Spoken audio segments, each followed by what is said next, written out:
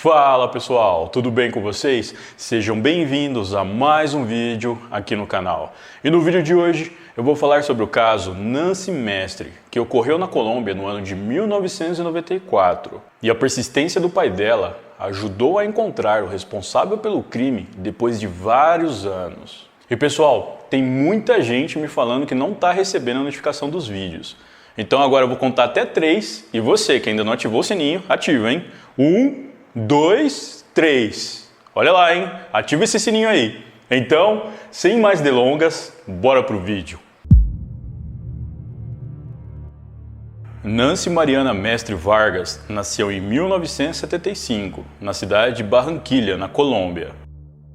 Ela era filha de Martim Mestre Yunes e Nancy Vargas Jaraba, e tinha um irmão mais velho, cujo nome eu não encontrei. Na infância, ela foi descrita como uma criança alegre, extrovertida e amorosa. Já na adolescência, de acordo com seus amigos, Nancy era uma jovem muito feliz, honesta e que amava a vida. Ainda de acordo com eles, a sua maior qualidade era a franqueza. Ela era uma pessoa direta e o que tinha que falar, falava sem medo. Nancy também era muito apegada à família. Ela considerava o seu pai um ídolo e seu melhor amigo, e sua mãe, ela dizia que era sua grande professora. Ela estudou no Colégio Bilíngue Marymount, considerado um dos melhores colégios do país, onde os alunos têm um excelente ensino e já saem falando inglês fluente. Nancy tinha o sonho de ir estudar nos Estados Unidos. Ela tinha muita vontade de conhecer o país e sua cultura. Em 31 de dezembro de 1993, a família Mestre estava reunida em sua casa para comemorar o Ano Novo. A família tinha planos de sair para comemorar em outro lugar, mas não o fizeram, pois o filho mais velho havia sofrido uma lesão por conta de uma partida de futebol e deveria ficar em repouso. Nancy e sua família estavam muito felizes. A jovem havia conseguido passar em uma prova para ingressar em uma universidade nos Estados Unidos. Ela estava próxima de realizar o seu sonho, mas infelizmente esse sonho seria tirado dela e de maneira brutal. Enquanto a família comemorava, um homem chamado Jaime Henrique Saad Cormani chegou à residência deles em uma caminhonete acompanhado de um rapaz chamado Victor Tuiran Quinteiro. Jaime era um empresário que tinha quase o dobro da idade de Nancy. Ele conhecia a jovem já fazia algum tempo e os dois estavam namorando. Jaime pediu permissão aos pais de Nancy para que pudesse sair com ela naquela noite de Ano Novo. Os pais da jovem concordaram, mas pediram para que ele cuidasse dela e a trouxesse de volta às 3 da manhã. No entanto, a hora passou e Nancy não retornou para casa conforme o combinado. No meio da noite, Martim, que já tinha ido dormir junto com a família, acordou e percebeu que as luzes da escada ainda estavam acesas. Ele achou estranho, pois assim que Nancy chegasse em casa e fosse para o quarto, ela deveria apagar essas luzes. O pai da jovem foi até o quarto dela para verificar se ela já tinha chegado e apenas esqueceu de apagar essas luzes. Mas, ao entrar no quarto, ele viu que a cama estava vazia. Muito preocupado, ele decidiu sair pela cidade em busca da filha. Ele passou por várias discotecas que Nancy costumava frequentar, mas não a encontrou em nenhuma delas. Ele então decidiu ir até a casa de Jaime Saad em busca de notícias da filha. Era 1º de janeiro de 1994 e o ano começou da pior forma para a família Mestre. Ao chegar na residência por volta das 6 da manhã, ele foi atendido pela mãe do Jaime, que estava limpando o chão do que parecia ser sangue. Martim questionou sobre o que era aquilo e onde estava sua filha. A mãe de Jaime respondeu que Nancy havia sofrido um acidente e foi levada para o hospital. Ela disse também que todo aquele sangue no chão era da jovem. Martim ficou desesperado e foi imediatamente para o Hospital Clínica del Caribe, que era onde Nancy estava. No local, Martim se encontrou com Alberto Saad, pai de Jaime, o homem que havia saído com Nancy da casa dela na noite anterior. Alberto disse para o pai da jovem que havia acontecido uma tragédia e que Nancy tentou tirar a própria vida com uma arma de fogo. Martim chorou desesperado. Ele avisou a esposa e o filho mais velho sobre o ocorrido, que foram rapidamente para a clínica. Para a família, essa história não fazia o menor sentido. A jovem estava muito feliz e havia acabado de passar em uma universidade para estudar nos Estados Unidos e realizar o seu sonho. Eles sabiam que havia mais coisa nessa história do que foi contado. Nancy ficou internada por 8 dias. Nesse período, ela passou por algumas cirurgias, mas devido às complicações por conta dos seus graves ferimentos, ela não resistiu e faleceu. Martim Mestre contou posteriormente que no último dia de vida de sua filha, os médicos disseram a ele e à família que a jovem não iria resistir. Ele então, junto com a esposa, entraram no quarto onde Nancy estava internada e os dois juntos começaram a cantar uma canção chamada Menina Linda do Papai, canção que eles costumavam cantar para a jovem desde que ela era uma garotinha. Martim disse que enquanto cantavam, o coração da filha começou a parar e ele, junto com a esposa, estavam ao lado dela quando ela partiu. A perda da jovem arrasou os familiares e amigos que foram atingidos por um sentimento de tristeza e confusão. Nenhum familiar ou conhecido de Nancy acreditou na versão dada pela família de Jaime Saad. Como eu já disse, para eles, essa versão não fazia sentido algum. Uma investigação foi feita pela polícia e a perícia forense realizada na época constatou que a versão dada pela família Saad não batia com o que eles encontraram. Não haviam resquícios de pólvora na mão direita, que era do mesmo lado da têmpora onde havia o ferimento por arma de fogo. Mas pelo contrário, havia pólvora na mão oposta ao lado da têmpora, em que estava o ferimento. Isso indicava que alguém tentou simular que a jovem atirou contra si mesma. No corpo foram encontrados diversos ferimentos nos braços, coxas e nas partes íntimas, onde também havia fluido masculino de dois homens diferentes. Além disso, haviam restos de pele sob as unhas de Nancy, o que indicava que ela tentou se defender de alguém. Após a polícia divulgar aos familiares e ao público que a família Saad mentiu e que na verdade Nancy foi vítima de um crime, a notícia se espalhou rapidamente por toda a Colômbia. O caso foi muito noticiado pela mídia na época e acabou gerando grande revolta popular. Alguns dias depois, Martim recebeu uma carta anônima que dizia o suposto motivo pelo qual sua filha foi vítima do crime. Segundo essa carta, na noite de Ano Novo, Nancy teria flagrado Jaime no quarto dele, maquiado e vestido de mulher, tendo relações com outras pessoas, inclusive homens. A jovem então teria se assustado e corrido da casa de Jaime, mas ela foi perseguida e pego por ele e mais alguns homens que estavam no quarto. Funcionários do hospital onde Nancy foi internada disseram que ela foi levada para lá enrolada em um lençol e que embaixo desse lençol havia barro e alguns carrapichos grudados. Isso significa que a família Saad e as demais pessoas que estavam na casa chegaram a levar a jovem para uma área de mata onde iriam abandoná-la, mas por algum motivo mudaram de ideia e decidiram levá-la para o hospital. Enquanto tudo isso ocorria, Jaime Saad tinha evaporado. E apesar de ter sido procurado em vários lugares, ninguém conseguiu encontrá-lo. Em 5 de julho de 1996, quando já era tido como um foragido, Jaime Saad foi condenado pela Justiça da Colômbia a 27 anos de prisão pelos crimes contra Nancy Mestre. As autoridades não conseguiram encontrar Jaime Saad em nenhum lugar. Muitos acreditavam que ele tivesse saído do país e fugido para os Estados Unidos. Em abril de 1998, ele foi colocado na lista vermelha de procurados da Interpol. Apesar dos esforços de autoridades de diversos países para localizá-lo, Jaime não foi encontrado. Ele havia se escondido muito bem. Jaime é de família abastada e eles certamente ofereceram todo o suporte e recursos que o ajudaram em sua fuga.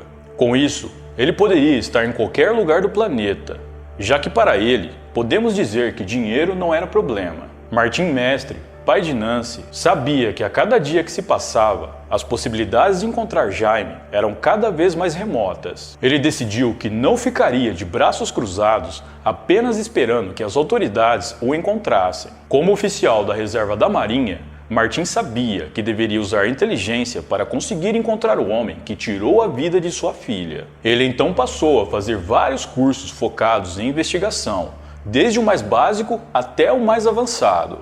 Através desses cursos, Martim adquiriu muito conhecimento e os colocou em prática com a intenção de conseguir o que as autoridades não conseguiram: localizar Jaime. Como não fazia ideia de onde Jaime Saad pudesse estar e também não tinha nenhuma pista sobre o seu paradeiro, a única opção era se aproximar da família dele. E claro, Martim não poderia fazer isso usando a sua identidade verdadeira. Ele se aproximou da família de Jaime através das redes sociais com 4 perfis falsos que criou. 2 homens e 2 mulheres com sobrenomes árabes e da região de Aracataca, na Colômbia, lugar de origem da família de Saad, cuja confiança ele foi ganhando. Todo esse trabalho só daria frutos 26 anos depois. No final de 2019, enquanto verificava conversas abertas em perfis na internet dos familiares de Jaime, Martim notou que certas palavras-chave começavam a surgir, dentre elas, Samaria. Martim e mais 2 homens que o ajudavam nas investigações acharam que Samaria se tratava de Santa Marta, uma cidade no litoral da Colômbia. Eles continuaram investigando e pouco tempo depois descobriram que, na verdade, Samaria não era a cidade litorânea da Colômbia, mas sim Santa Maria, um bairro da cidade de Belo Horizonte, capital do estado de Minas Gerais, no Brasil. Isso mesmo, ao que tudo indicava, Jaime Saad esteve escondido esse tempo todo no Brasil. Após coletar diversas informações que corroboravam com essa teoria, Martim Mestre as repassou para a Interpol.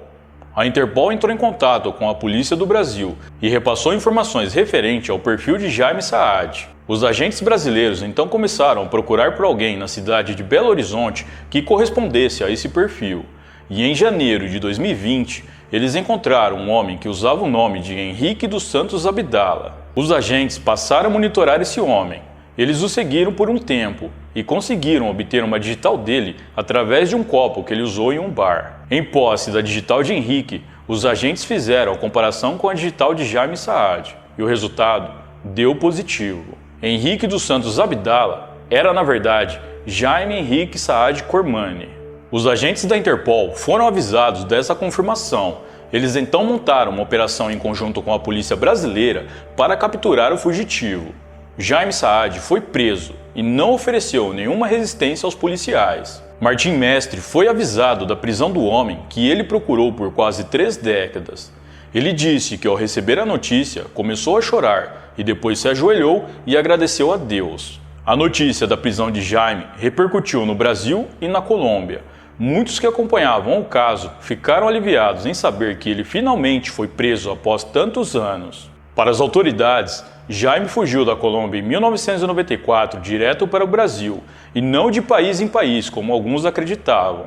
No Brasil, Jaime conseguiu se esconder muito bem, e como eu já disse, ele provavelmente teve ajuda de familiares para se manter. Em 1998, ele assumiu a identidade falsa de Henrique dos Santos Abdala. No ano seguinte, em 1999, ele obteve uma carteira de habilitação que foi renovada em 2014. E em 2016, ele ainda conseguiu abrir contas em diversos bancos. Durante esse período, Jaime ainda se casou, teve 2 filhos e abriu uma empresa. Nas palavras de Martim Mestre, Jaime praticamente apagou e refez a sua vida do zero. Os agentes que ajudaram na captura do foragido descobriram que ele levava uma vida acima de qualquer suspeita, mas acharam estranho o fato dele ter usado o seu nome verdadeiro na certidão de nascimento dos filhos. Algo bem incomum para quem está tentando se esconder e não quer chamar atenção. Outra coisa estranha é o fato dele estar em uma união estável desde 1995, mas só a oficializou em fevereiro de 2020, quase um mês depois de ser preso. De acordo com fontes, esse casamento meio que o ajudaria a se manter no Brasil e ele não seria extraditado para a Colômbia para responder pelo crime que cometeu lá. E na declaração de união estável, assim como na certidão de nascimento dos filhos, ele usou o seu nome verdadeiro.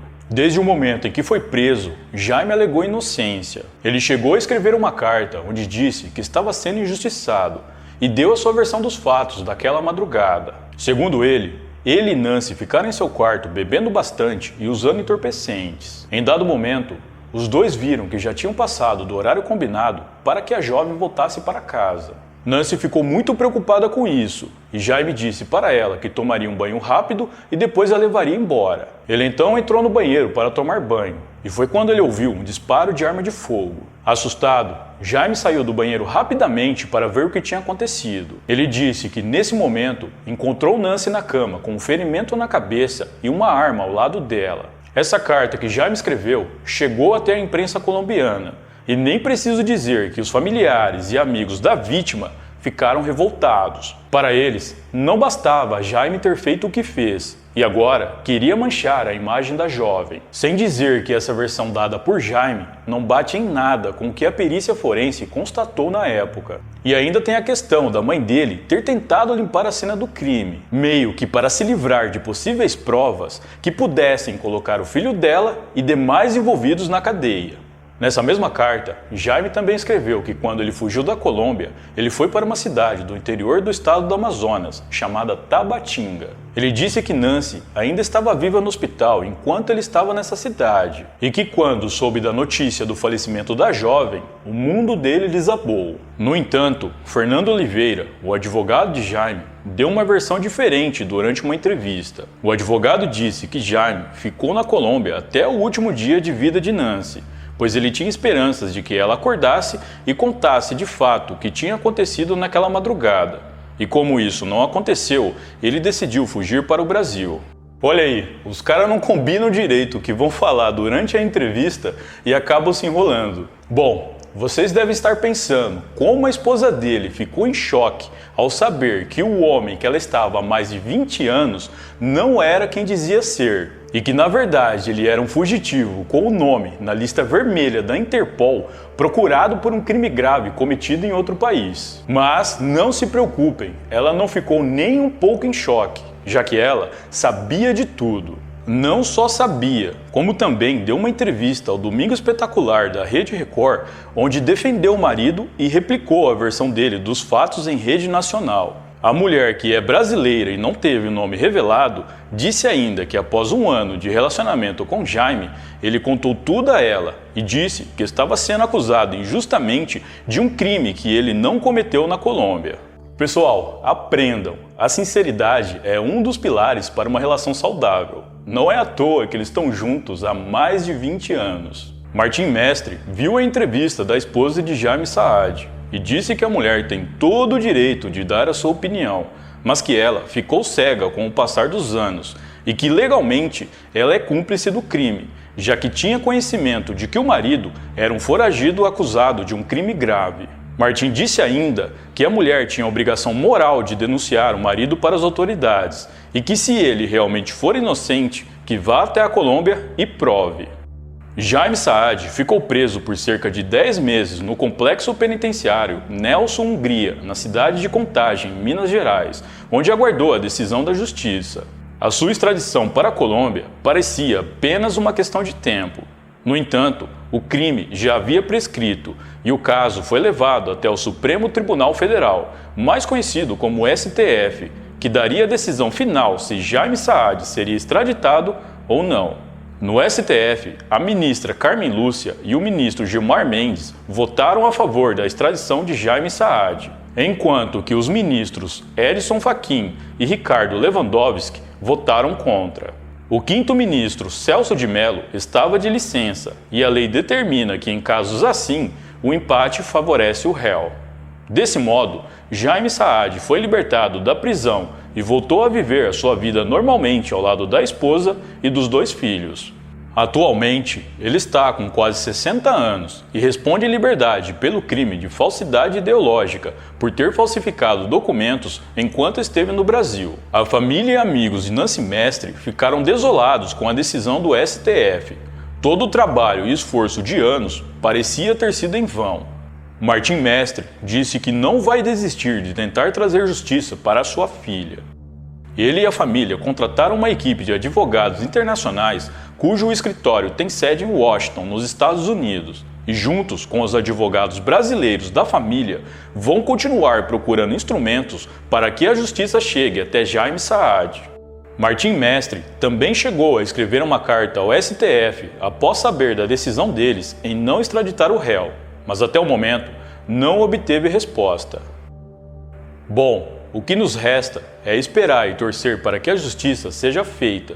E qualquer novidade a respeito desse caso, eu trago aqui no canal para vocês. Bom, pessoal, então é isso. Muito obrigado por me assistir até o final. Eu vou ficando por aqui. Um grande abraço e até a próxima.